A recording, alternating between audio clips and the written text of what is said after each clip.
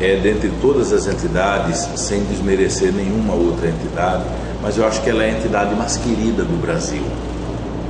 Não só porque ela congrega, ela representa o maior contingente que uma entidade no Brasil pode representar, mas porque também ela é uma entidade que participou ativamente de todos os movimentos históricos importantes do Brasil, não é? Quando você pega a campanha do petróleo, a UNE teve uma participação destacada. Quando você pega a campanha da legalidade, com a renúncia do Jânio, a UNE teve uma participação destacada. Quando vem o golpe militar, a UNE tem uma participação destacada. Não é por acaso que logo que o golpe se consolidou, um dos primeiros atos que eles fizeram foi incendiar o prédio da UNE lá na Praia do Flamengo. Quando você tem a resistência à ditadura, a UNE tem um papel destacado. Quando você tem a reconstrução da democracia, a UNE tem um papel destacado. Todos esses momentos, até na Segunda Guerra, a UNE tem um papel destacado, né? A UNE participou ativamente de movimentos que existiram no mundo inteiro contra o nazifascismo. Inclusive a própria sede da UNE, ela surge desse movimento. A sede da UNE na Rua do Flamengo, que está sendo resgatada agora, ela foi no passado mais remoto a sede do Clube Germânico. Com a Segunda Guerra, com a derrota da Alemanha, as sedes do Clube Germânico foram ocupadas pelos movimentos no mundo inteiro. E aqui no Brasil quem ocupou foi a UNE. Foi assim que aquele prédio virou a sede da União Nacional dos Estudantes. Então todos os acontecimentos importantes da história do Brasil, de 37 para cá, de 1937 para cá, a UNE teve uma participação muito importante, né? Então eu penso que ela carrega uma simbologia muito bonita, né? Sempre ligada à liberdade, ligada à democracia, né? Ligada às manifestações mais legítimas da nossa juventude. E em vários momentos ela foi desaguador também de outros movimentos que não tinham a mesma facilidade de expressão que o movimento estudantil tinha. Então é sempre uma responsabilidade muito grande, não só você presidir a UNE, mas participar desse movimento, carregar essa história, né? E eu vivi ali um momento muito importante, que era esse da campanha das diretas e o da campanha do Tancredo. E iniciamos também naquele período a luta pela reforma universitária, né? Porque o movimento estudantil teve uma luta no passado pela reforma universitária, cujas bandeiras já estavam superadas, e a partir dali a gente começou a reciclar as bandeiras do movimento estudantil e atualizá-las. É claro que hoje você já carece de novas atualizações, né? Mas foram movimentos importantes ocorridos ali naquele período. Agora, os jovens, vamos dizer, seja estudante, seja operário, os jovens de um modo geral, hoje assim, tendo essa bagagem, toda essa experiência, se você pudesse falar, deixar uma mensagem para os jovens assim, em relação ao país, em relação à participação, à cidadania, o que você diria aos jovens hoje? Assim? Gorky dizia que a juventude tem a face do amanhã, não é? Então eu acredito muito na juventude que participa, na juventude que luta, porque você consegue compreender melhor as coisas, não é? E você se sente, vamos dizer assim, também melhor construindo as coisas, não é? Aquela sociedade em que você participa da construção dela, você se sente mais importante nessa sociedade, você se sente mais comprometido com ela, você se sente mais integrado a ela. Então eu aposto sempre muito na participação, não é? Mesmo com os erros que os movimentos cometem, os movimentos também erram, mas isso faz parte do processo de aprendizagem e de amadurecimento das pessoas, né? Eu mesmo participei de muitas lutas e depois você olha assim para trás e nem todas elas estavam certas, né? Mas nós aprendemos muito com aquilo, né? Aquela geração toda aprendeu muito com aquilo, nós vivemos aquela experiência, né? Então eu acho isso muito importante, a participação da juventude. Eu acho que ela se prepara melhor para o futuro, ela se prepara melhor para a democracia, você fica mais tolerante com as coisas, né? Eu hoje, por exemplo, quando estou aqui na prefeitura, é comum vir até aqui a prefeitura vários movimentos, movimento pela moradia, movimento que invadiu isso, invadiu aquilo, né? E eu recebo com muita tolerância, né? Não me incomoda eles chegarem aqui e invadir a prefeitura, eu vejo isso como parte do processo, né?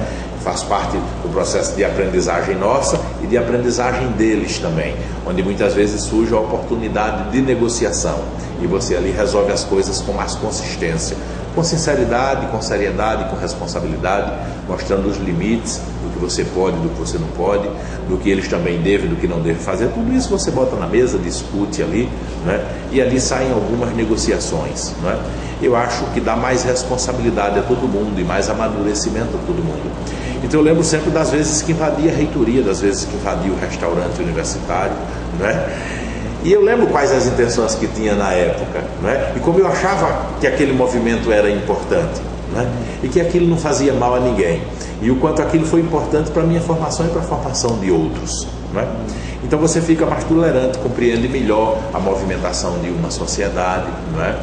E eu acho que isso ajuda a aprimorar a nossa democracia e ajuda a aprimorar a nossa sociedade, que é ainda muito jovem, ainda está encontrando a sua maneira de ser, definindo melhor a nossa democracia. A democracia brasileira é uma democracia em desenvolvimento, em construção. O Brasil é um país jovem, a nossa democracia é jovem. Nós estamos aprendendo ainda a construir a democracia, não é? Todos esses acontecimentos aí faz parte desse processo de construção, né? A nossa sociedade vai amadurecendo. E eu acho que importante é esse amadurecimento com a consciência de que a sociedade precisa ser uma sociedade democrática. Agora, uma sugestão, que sugestão você daria para quem quer formar jovens para cidadania, para democracia, para participação, para serem futuros líderes desse país e do mundo? É um momento que a gente vive, é um momento assim muito complexo, porque hoje as pessoas não estão habituadas a fazerem as leituras mais profundas, né? A estudar um livro inteiro. A gente vive o período da internet, das notícias rápidas, das coisas que você descarta rápido, do Twitter, né? Tem que ser coisas curtas, breves, rápidas, que você não aprofunda, né? Que muitas vezes não tem consistência. Eu vejo isso com preocupação, mas não sei muito o que fazer, né? Todo mundo vai se habituando a não ler as coisas direito, a não estudar direito, a ficar só na manchete, a ver só a fotografia, não é? Esse eu acho que é um problema da sociedade moderna, não é? O que fazer para que as pessoas leiam mais, leiam com profundidade, estudem o assunto de maneira mais completa, não é? As pessoas hoje são impacientes com a leitura, até a palavra as pessoas procuram abreviar, não é? Então a sociedade de hoje é uma sociedade muito dinâmica, muito rápida. Eu não sei exatamente onde isso vai nos levar. Isso tem um lado bom, mas também tem um lado ruim, que as pessoas leem menos, não é? Ela fica ali sempre nas primeiras frases. Mas você acha que é um desafio de qualquer gestor público em ter uma atenção especial para essa faixa? Eu penso que sim. Eu estou muito animado porque o governo federal ele começa a dar uma atenção mais importante para isso. O governo do estado também. Então essa questão da educação e da formação faz parte de hoje da preocupação de todos os gestores. E quando todos colocam foco no problema, estudo num problema, recursos num problema, você acaba encontrando as soluções adequadas, né? Pior era antes, quando não existia essa preocupação. Hoje você tem o problema, mas tem um grande esforço, né? Eu lembro que o Lula mesmo falava em a gente utilizar parte dos recursos do pré-sal para fazer uma revolução na educação brasileira, não é? Então são coisas que nos animam, né? Porque mostra que tem muita gente preocupada com esse tema hoje.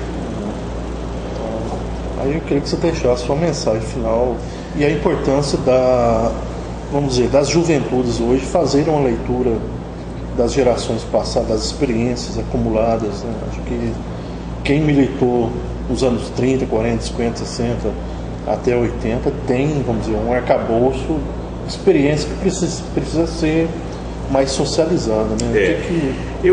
É muito difícil compreender o movimento de jovens de hoje, né? Ele é muito dinâmico, né? O jovem hoje, ele tem uma cabeça muito diferente do que tinha 25 anos atrás, né? A sociedade hoje também mudou muito em relação a 25 anos atrás. Eu não saberia atualizar uma proposta juvenil hoje, não é? Teria muita dificuldade de ver que abordagem devia ser feita, que plataforma devia ser elaborada. É claro que para um jovem de hoje eu acho que é importante também conhecer essa experiência do passado, como que algumas bandeiras surgiram, em que circunstâncias elas surgiram e até que ponto elas servem hoje, né? E como devem ser substituídas por outras que correspondam aos anseios dessa geração nova, com os seus problemas, né? Que é cada geração com os seus problemas, cada dia com sua agonia, né? Então acho que é necessário que o jovem de hoje ele tenha a capacidade de compreender esse momento e quais devem ser as bandeiras, a plataforma do movimento estudantil de hoje. Eu procuro sempre ler e acompanhar com muita expectativa, porque eu só acredito em sociedade que tenha uma juventude ativa, né? Porque os que são jovens hoje, que estão na universidade hoje, são os que daqui 5, 6, 7, 10, 12, 15 anos estarão governando o Brasil. E quanto mais participação essa geração tiver, melhores serão os nossos dirigentes e os nossos profissionais no futuro. Bem, Renildo, eu já li várias teses estudantis, seja de UNE, seja de congressos mais locais. É interessante a leitura que aqueles militantes faziam da realidade nacional. Você conviveu muito com essa experiência, né? Como que se atribui ao militante? Acho que havia teses maravilhosas sobre temas diversos. O que você atribui a essa capacidade de leitura do mundo e como, principalmente no período da UNE, você acha que isso representava mesmo? Isso é uma característica do jovem, né? O jovem pensa sempre com mais liberdade, né? O jovem ele se sente sempre mais livre, não é? Ele pensa sem tantas amarras, não é? Então é muito comum o jovem sair do interior, chega na cidade grande, no movimento estudantil, quando ele volta para a sua cidade, ele tem um choque danado lá na sua cidade, não é? Porque o jovem está acostumado a pensar com mais liberdade, né? Imaginar uma sociedade melhor, uma sociedade mais fraterna, mais solidária, onde ele curta mais, onde ele viva mais, onde ele tenha mais prazer, onde ele tenha mais felicidade, né? Porque ao final de tudo todo mundo corre atrás da felicidade e o jovem tem uma maneira de ver a felicidade, né? É claro que quando você vai amadurecendo, quando você vai ganhando mais responsabilidade, vai ganhando responsabilidade com família, então tem outras questões que você começa a pesar também. Você vai ficando mais ponderado, né? Você vai ficando mais reflexivo, né? Por isso que tem coisas que ou a juventude empurra muito ou elas não acontecem na sociedade, porque para elas acontecerem é preciso um pensamento com mais liberdade. Agora, como estamos só para encerrar mesmo, hoje dia do estudante, dia também importante aqui em Olinda, que comemora hoje é um dia muito especial, não é? Porque o 11 de agosto é o dia do estudante. Ele surge como dia do estudante pela criação dos cursos de assuntos jurídicos no Brasil, que é de 1827, onde foram criados os cursos de assuntos jurídicos de Olinda, que funcionou aqui ao lado no Mosteiro de São Bento, e no mesmo decreto criado o curso de assuntos jurídicos de São Paulo. O curso de assuntos jurídicos de São Paulo é o 11 de agosto da USP, e o de assuntos jurídicos de Olinda é hoje a Faculdade de Direito do Recife, que integra a Universidade Federal, que funcionou aqui no Mosteiro, depois aqui no prédio da Prefeitura e hoje funciona ali no centro de Recife, integrando a Universidade Federal. É desse 11 de agosto, da criação desse curso de assuntos jurídicos, que surgiu uma tradição no movimento universitário brasileiro, que é o dia do trote, né? É o dia do estudante fazer a farra e não pagar, né? Daí surge uma série de coisas no 11 de agosto, que acabou ficando depois como dia do estudante. Aqui na Prefeitura eu tenho feito um esforço de a gente resgatar as nossas datas históricas, esses movimentos históricos importantes que deram a identidade que Olinda tem e a identidade que Pernambuco tem.